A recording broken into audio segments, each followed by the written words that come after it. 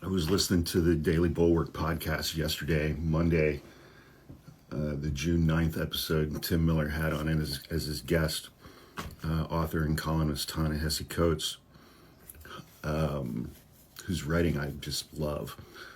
And I love listening to him speak in interviews and things like that as well. And he said something that really struck me that I'd never thought of or been presented with before, because, and he was quoting somebody else, I think, and I didn't catch who he was quoting,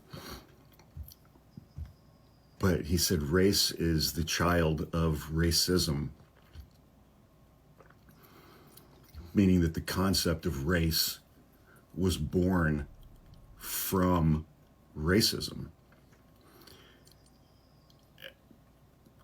I had always kind of thought it was the other way around, but that really made me stop and think.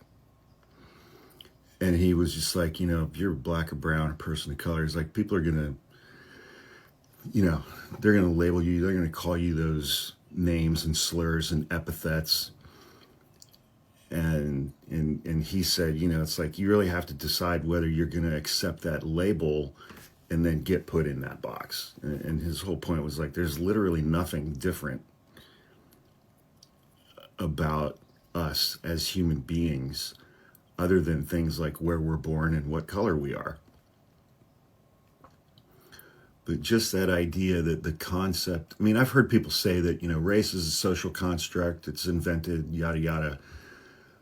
But I never heard it put quite that way. That race, the concept, the idea of race was born of racism that came before it.